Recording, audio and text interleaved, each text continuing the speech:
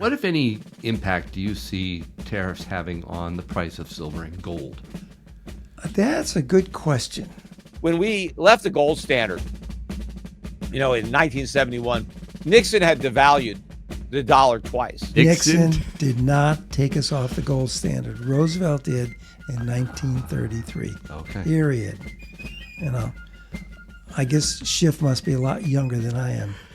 Buy your precious metals online from SD Bullion. New customers get gold and silver at spot by visiting sdbullion.com/new. You and I have battled over this a little bit. A little. A little. But only a little. We've talked about the feasibility of a new gold standard. Yes. But this time, a little twist, under a Donald Trump presidency. You've consistently said, and I quote, "There's not enough gold in the world to back anyone's currency. Can't do it." Isn't that correct? That is correct. You say that now, it may all not the be time. all 200 countries, but there are some real little ones out there. Liechtenstein included in that? Yeah, that's one of them. But they don't need any gold because they're rich to start with. They probably have lots of gold. Their entire currency is probably backed by gold. I want you to listen to an economist, Peter Schiff. I'm sure you're familiar with Peter. When we left the gold standard, in 1971, Nixon had devalued the dollar twice. It was $35 an ounce. And there were a couple of devaluations before we actually, cried uncle and just closed the gold window. But the official gold price is still $42.22. That's what's on the books. It was taken off the books in 1971. Now, why were the different valuations? Yeah, what's with the $42.22? That's when you take it out of your strategic gold reserves and give it to something like the United States Mint. It had to book it at some value. But keep in mind, they had this, the Carson City dollar, they call them GSA dollars. Yes, oh yeah. And so, they brought him to his attention, Mr. Nixon, we have all these dollars. We're closing down that Carson City Mint. It's going to be a museum. What should we do with these? He said, well, what are they on the books at? $1. What are they worth? Value? At least $100. Well, why don't you package them and sell them? It was a big amount of revenue at that time. Now, compared to 1970, today's revenue dwarfs that, by the way. But there were very practical reasons. He did. Paul Volcker was his chief economic advisor, and he came in and said, all you have to do to stop the flight of gold is peg it at $44 an ounce. Now, it's on. You have to have a value when you take it out of the strategic gold or silver reserves, and that's what that value was. But Roosevelt took us off the gold standard, and that was the whole point of it. That people were refusing to use Federal Reserve notes. In 1928, they put out a Federal Reserve note that said redeemable in gold at the United States Treasury, which was a lie. You didn't have an answer, but people were taking those to the bank going, I want my gold. Well, that's not really what it says. That's what it says. Well, give me my not gold. Here. Go see the Treasury. And you didn't have access to the Treasury. So what they did was and the reason was there was not enough gold to back our currency. And we were backed by gold. Okay? So that's why they separated the currency from gold. That's all they did in 1933. That's why all these New York banks just took billions and billions in gold and sent it over to Switzerland. Nixon did not take us off the gold standard. Roosevelt did in 1933. Okay. Period. I guess Schiff must be a lot younger than I am. The market price of gold is a lot higher than the official price. Now, since we went off the gold standard in about 1971, the money supply has increased by about 8,500%. 22 trillion or something like that. So we've had an explosion in the money supply that has far outpaced the increase in the gold price. So if we were to return to a gold standard today, so that the dollars were backed proportionately by the same amount of gold that they were backed by in 1971, right? We would have to revalue the gold price above $80,000 an ounce. That just shows you how badly the dollar has been devalued ever since we severed the link to gold. That's why the government has grown so big. That's why the debts have grown so large, because what was preventing all that was removed. Okay, now we get back to mathematics. Yeah, what do you think? Okay. 80,000. Okay. 80,000. Well, that's terrific if there's one country in the world that decides to value gold at whatever your currency is. But there are lots of countries in the world that are, central banks that are still buying gold, even though they can't really afford to. Every time you buy gold in your central bank, you're taking it out of your reserves. So you no longer have money available to take care of the people. So that's why countries are reluctant to go buy gold at a higher price. So who's going to establish it at $80,000 an ounce? Who would do that? Trump? Would Trump do that? But why would he do that? What would be the benefit? Every country in the world would be ready to take the United States down. And what would they do? They would cancel everything they import from us.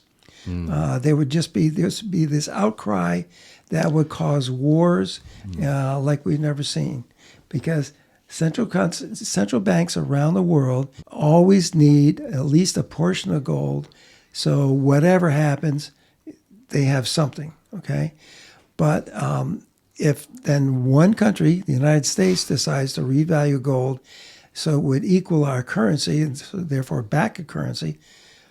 And it would, according to him, it's $80,000 an ounce. Over, yeah. But that's an ounce. Here's what's going to happen. Well, guys like you and me can't buy gold. No, that's not what's going to happen. Okay. Inflation will take a huge step, maybe about 80,000 times what it is now. That's what would happen. Wow. And I'm surprised he doesn't mention that, because if the whole world revalues gold, that causes inflation for everybody. If one country decides to revalue it so that our currency is backed by gold, everybody else is screwed. Okay, and that can't happen. So you're familiar with Judy Shelton. And she was the former economic advisor for Donald Trump. Wrote a book, probably a book that you and I should read. Good as Gold: How to Unleash the Power of Sound Money. It's currently a bestseller on Amazon. She was over in Paris, and she said this: we have the gold, why not utilize it? Of course, she was assuming that the United States government really has 261.5 million ounces of gold that it purports to have, more than any other nation. I'm not sure if that's the case. I don't know. We haven't audited It's the supposed Fed. to be. It's supposed to be. The But last time they did a count, not an audit, a count. Yeah. It was 8,400 metric tons. All right, so let's just say that we do have 261.5 million ounces of gold. Shelton's proposal calls for a new issuance of treasury trust bonds. They'd offer lower interest rates than conventional treasuries, but they can be redeemed at maturity, either at their face value in dollars or at a pre-specified equivalent in physical gold. So basically a U.S. bond backed by gold. She calls it a historic way for the federal government to demonstrate fiscal and monetary rectitude. So what do you think of that? Same thing as what I thought about Schiff. Uh-huh. Once you back something by gold, and it's all related to the dollar, what happens is not that gold goes up and it's worth more, because we're not alone in this world. Okay, so what would happen is we'd have the massive inflation in the dollar.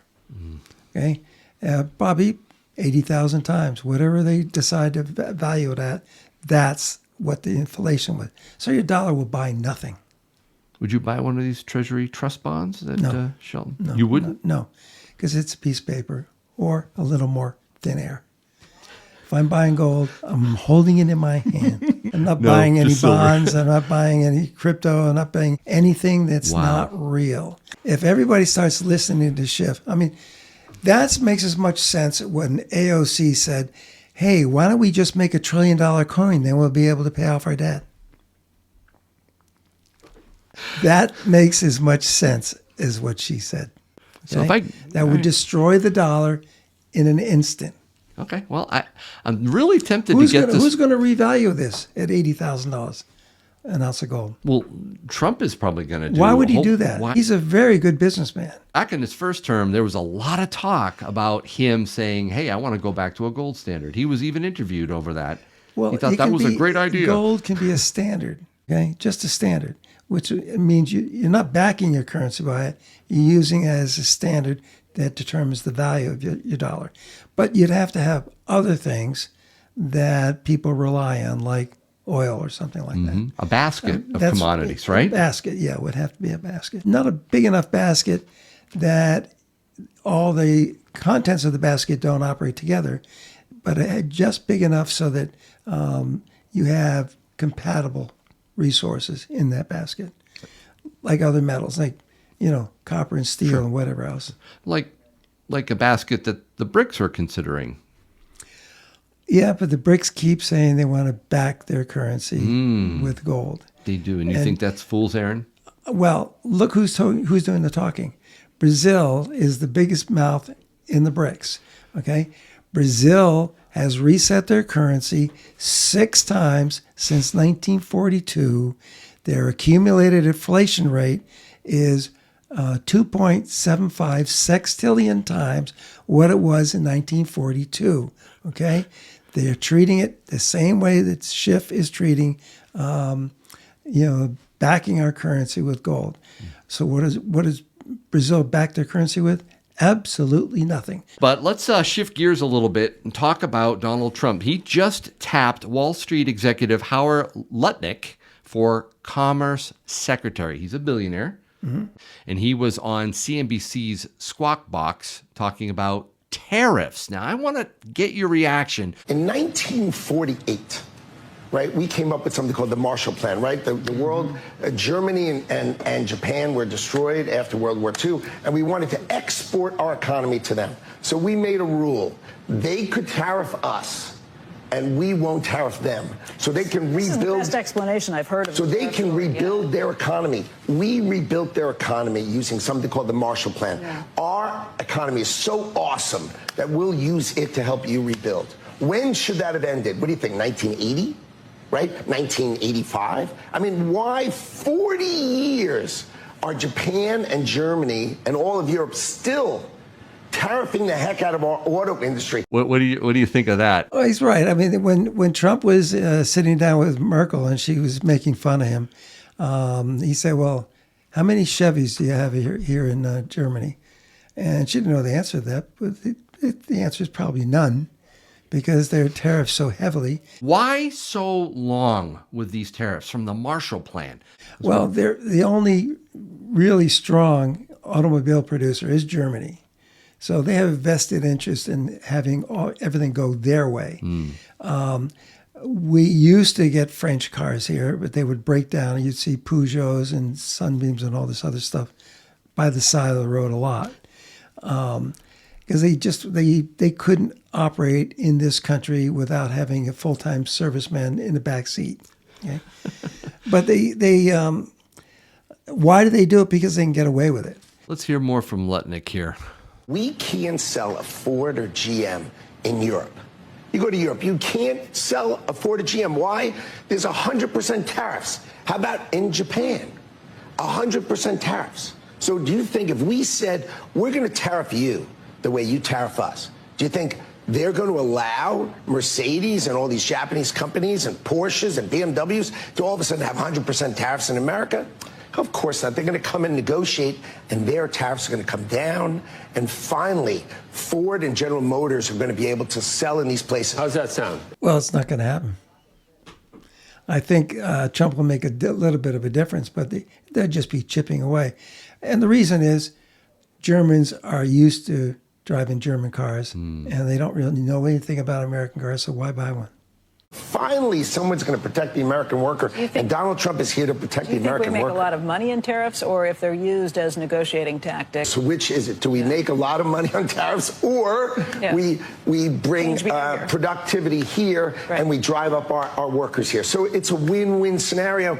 I like both of them. I think what's going to happen is we'll make a bunch of money on the tariffs, but mostly everybody else is going to negotiate with us, and we will be more fair. The only reason that he loves tariffs is because it gives him a negotiating tool that he doesn't currently have. And he used them very well in his first term. And, the Democrats criticized him, said, he's going to raise tariffs on everybody and it'll make all our goods and services much more expensive. Right. Well, why didn't they take him down? They kept him. They kept him. Yeah. This time around, if he really lays the hammer down, there could be a reaction that is tough. Do you think that that's unwarranted? Do you think that we're going to see less inflation now? In the short term, no. But I think we'd be laying the groundwork for a steady, without inflation, a steady currency without inflation. Steady state. Unless they... Neutral? Unless they decide to revalue gold at $80,000 an ounce.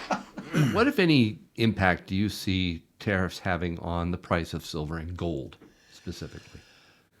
That's a good question, because the U.S. Mint said when they came out with the American Eagle program, the American Eagles were going to be made of silver, mined in America and processed in America, minted in America. That stopped years ago, many years ago, probably 20-something years ago. And now the most they can say is, we're getting our silver from an American company. And I guess that's Sunshine. Sunshine Minting? It used to be Sunshine. Yeah. But who knows how they get their silver? Are they, hey, G, we could use some more silver. Oh, yeah, they got a boatload on your way. Most of the silver that we're getting is still made outside this country. The COMEX still has a vested interest in keeping silver low. But the other metals don't matter. What matters is gold, because it's a worldwide currency. Central banks around Tier the world. one currency. Tier one. Well, the central banks around the world depend on having that to keep their currency valuable. And the only way they can do it is buy more. So if we decide to somehow back our currency, what does that do to all these other central banks? They won't be able to afford gold. It would have to be a joint effort. Yeah, and how do we do that? I mean, the BRICS can't even decide how to value their currency.